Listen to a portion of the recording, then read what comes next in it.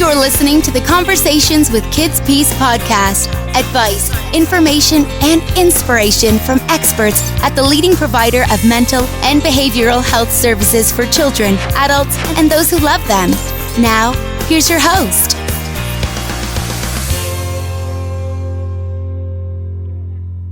The Conversations with KidsPeace podcast is sponsored by Spyglass Solutions, a nationally recognized management consulting group with comprehensive experience in the challenges of the healthcare field. Learn more at spyglasssolutions.org/conversations. Hello and welcome to our podcast series, Conversations with KidsPeace. I'm Bob Martin. You're probably familiar with the old saying, necessity is the mother of invention. And you're probably also familiar with any number of examples of the truth behind that proverb. When you're presented with a challenge or challenges, you find ways to succeed despite them, perhaps by taking advantage of an idea that might have seen an odd fit in less challenging times.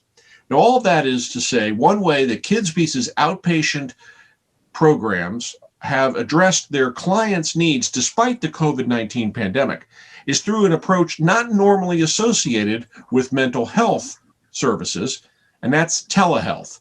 To talk about the remarkable growth in the use of telehealth options in outpatient mental health care in response to the pandemic, we are very pleased to welcome our friend Breannah Allen back with us. She is the outpatient program manager for KidsPeace's Pennsylvania-based community programs. Breannah, welcome back. It's good to see you. Thank you. I'm so glad to be back.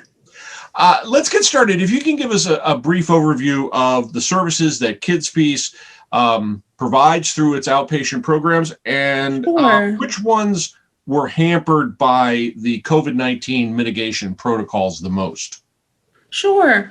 So, KidsPeace's outpatient is pretty traditional outpatient therapy for any number of people in our community. We see over 2,000 clients at any given time. And so we really are providing services to a wide range of populations and, families and individuals coming in different places. So we provide therapy by either a master's or licensed clinician. We also provide medication management if people are seeking that. So it's not required, but it is an option if people are interested in using medication to assist their treatment. And then prior to COVID, we had a lot of group therapy. So we had between 15 and 20 running every week. Our services are typically on the lower end of a specific level of care. So outpatient is the lowest level of care typically in mental health. And so that means our clients are coming in weekly or biweekly because we know that, sometimes even when people are in a low level of care, they need some extra support. We also offer crisis services.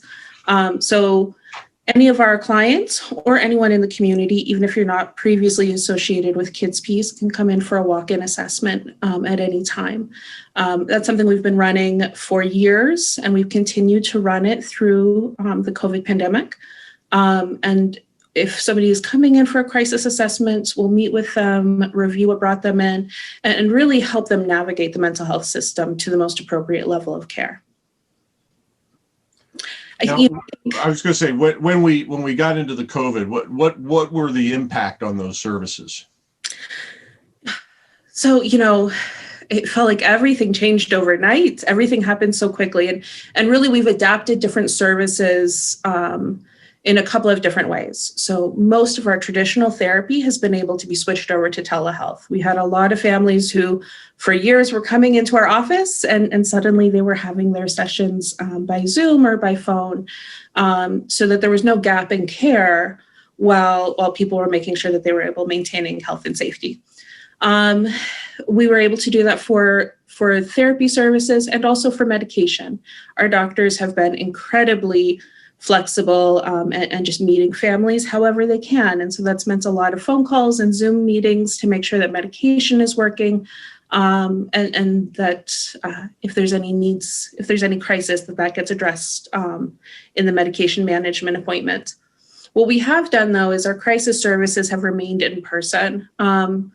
If somebody is in crisis, if there is risk to self or others, we want to make sure that the child or adult is on site so that we can provide immediate support. So what that looks like is even throughout in the midst of the pandemic, when things were sort of at their worst, we were still bringing members of the community in when they were in crisis. We had a lot of precautions set up. We still do, certainly, where people are screened before they come in, and it's just one person who is coming in to meet with a therapist. But we've been able to provide in-person crisis management throughout the pandemic.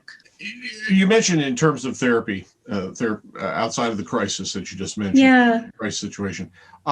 Can you describe how that kind of session with the therapist might go using the telehealth option? Yeah, absolutely. So there's a couple of things that we have to keep in mind, regardless of the type of therapy that you're providing. So, for example, if you have a person or a family in your office, you know exactly who's in the room. Managing safety and privacy from a remote location is a lot more complicated. We had a therapist who was completing a session, and at the very end of the session realized another person had been in the room the whole time, and we weren't notified of it.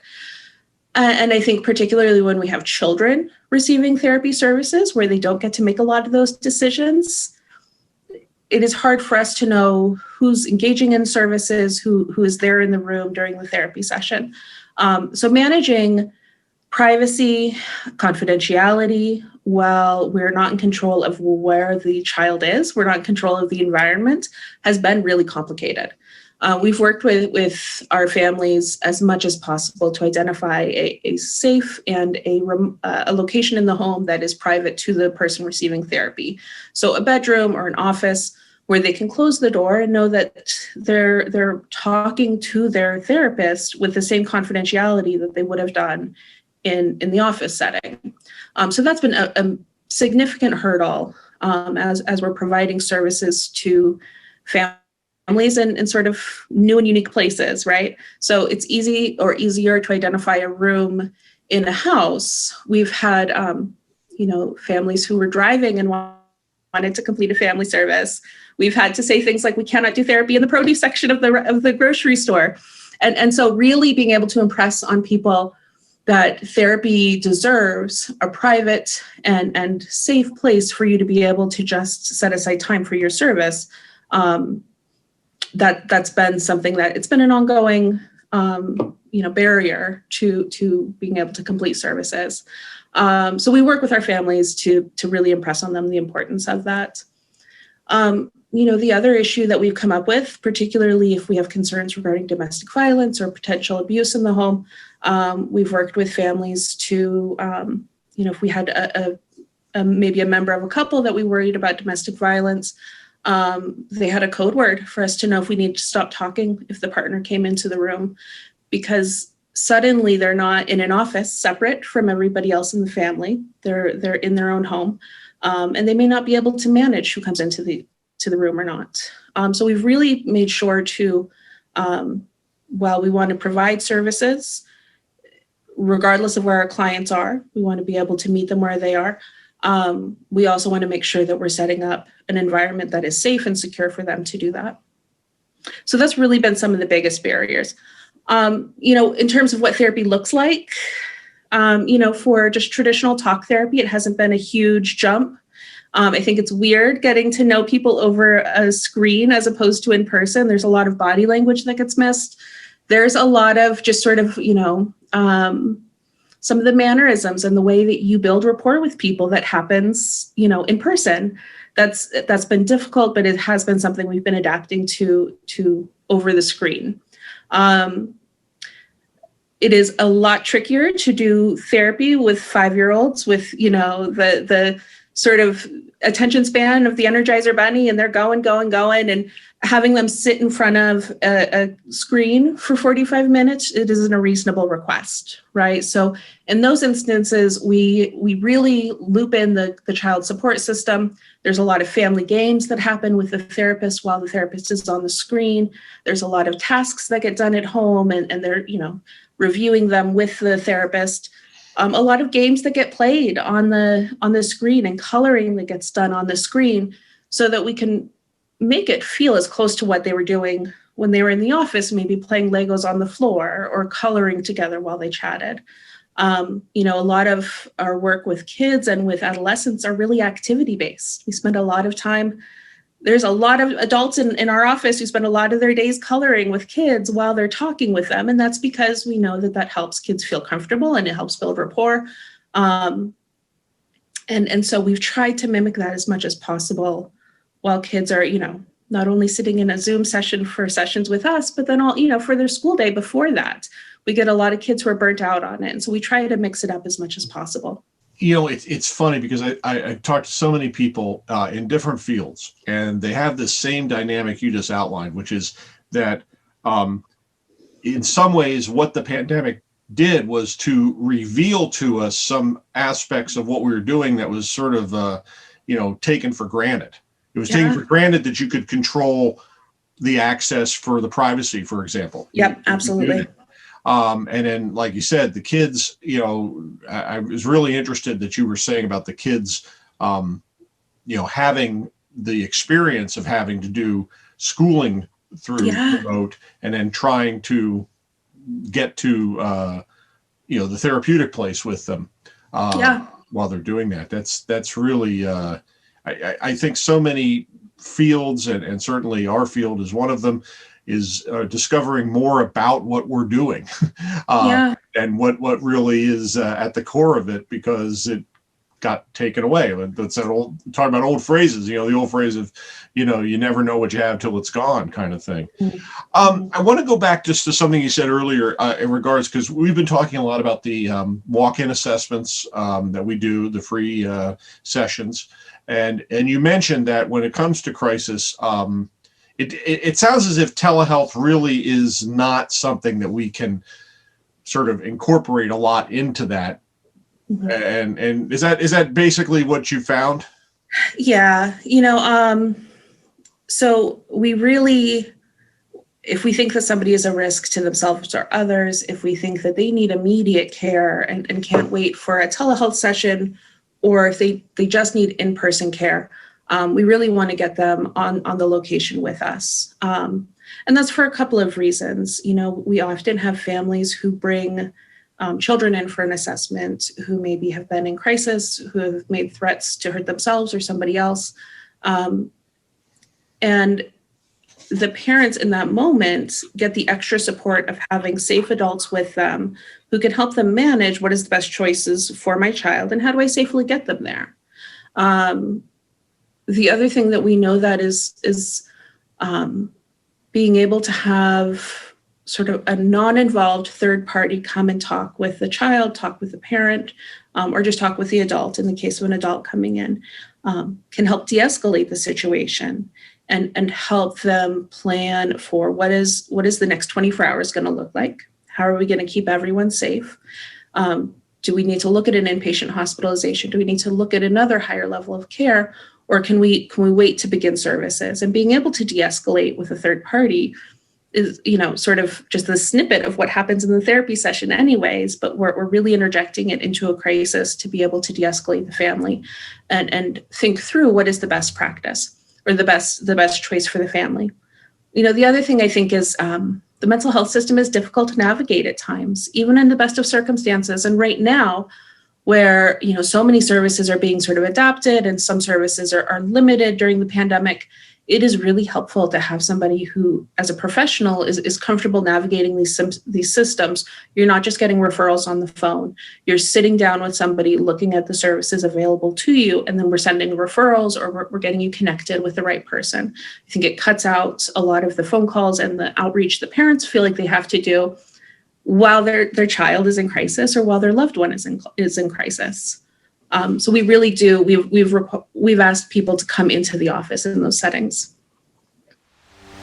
Conversations with KidsPeace is sponsored by Spyglass Solutions at spyglasssolutions.org/conversations.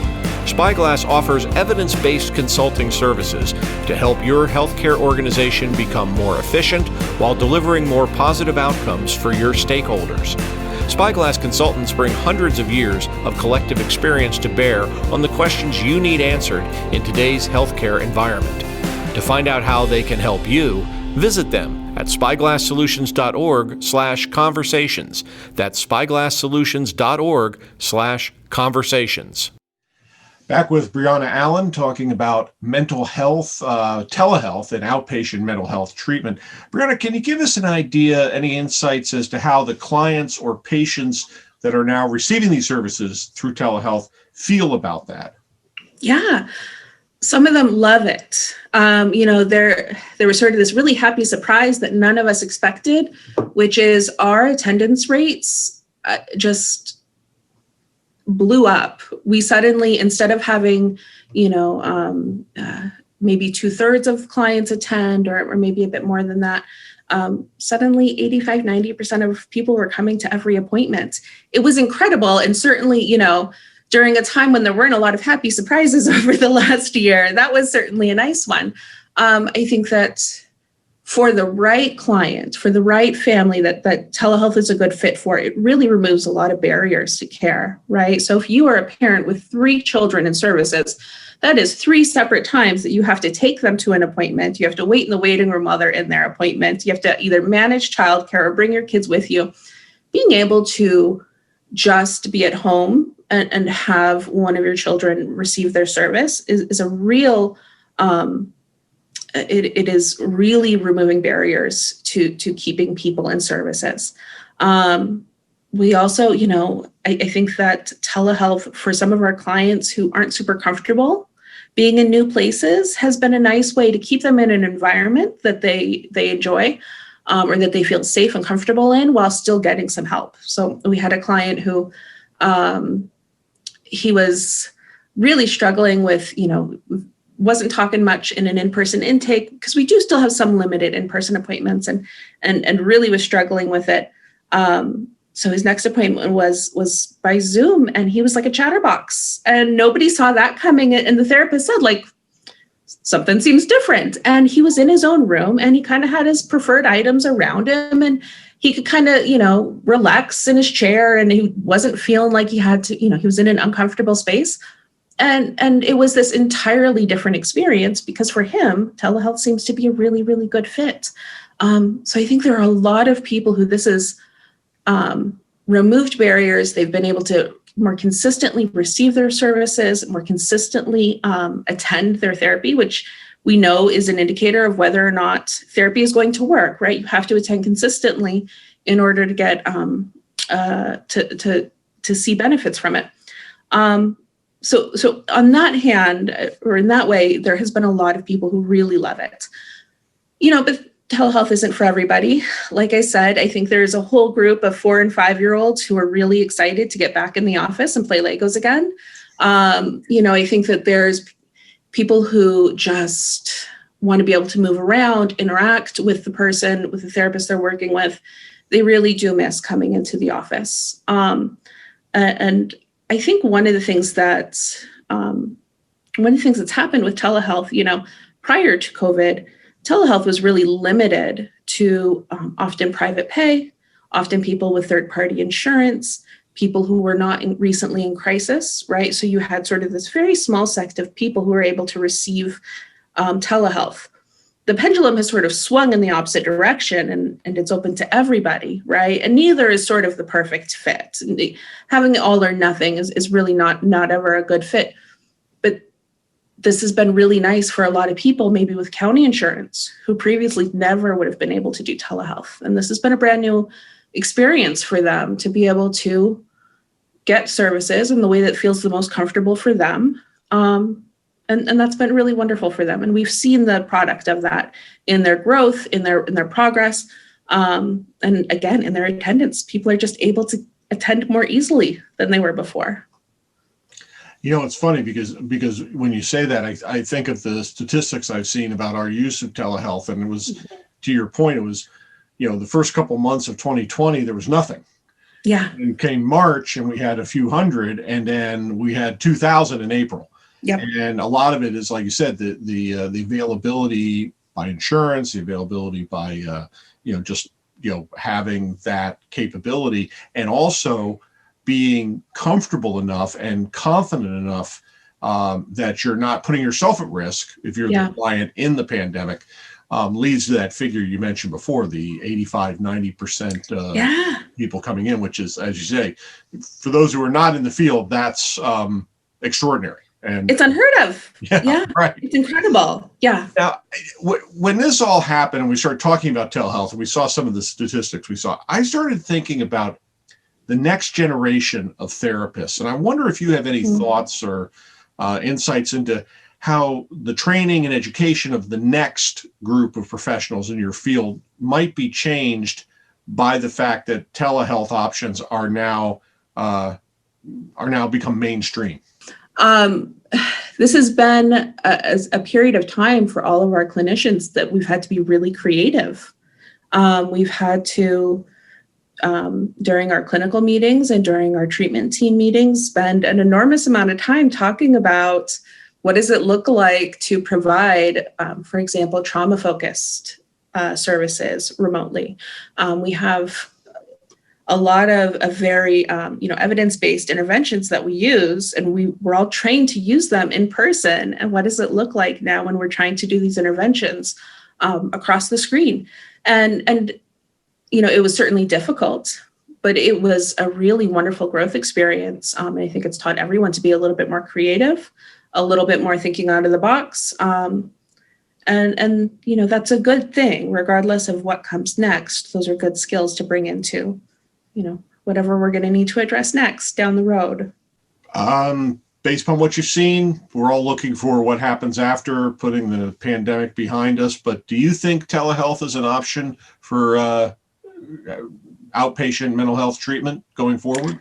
I was just going to say, I think the more options that people have to engage in therapy in a way that they're comfortable with, in a way that meets them where they're at, the more people that we can begin helping.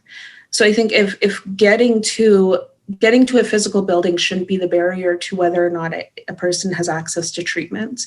And so I think that I really do hope that this is something that at least continues to grow, because so many people have benefited from it. We've seen it working over the last year. We've seen an incredible amount of progress in the midst of this sort of unprecedented pandemic, and that's incredible. I think as clinicians, that was wonderful to be able to see that even in the midst of a lot of chaos, people were feeling supported, people were doing well, and they were reaching out for help and able to get it. And that's an incredible thing to see. Very fulfilling. Yeah. We ask each of our guests to end their time with us with a life hack. This can be a piece of advice, a favorite saying, maybe a tip doing something around the house better. So Breannah, what's your life hack for us today? All right. So I know that this is not something anyone's experienced in at least a year, but my life hack is similar to when you go on a flight and they're doing the emergency instructions. And remember, if you can remember back to the last time anyone was on a plane, they drop down the air mask. And the first thing that they say to everybody is, if you have a child with you, you put your mask on yourself first, and then you help your child. Because if you pass out, there's no one else to help your child.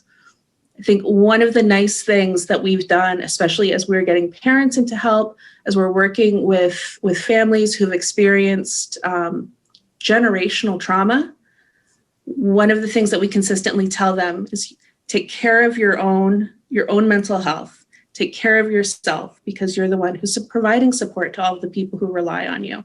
So I don't know if it's much of a life hack. It is something I say at least once a week to a lot of the parents I work with, to a lot of the caregivers of their own parents that I work with.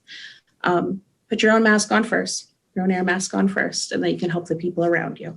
I think that's a great analogy. And you're right. I mean, we're constantly telling people you can't presume that you're immune to the same stresses that the kids or your loved ones are facing. And you have to be able to, count on that. In some way, it's taking care of the foundation of what you're building is your own self-care and your own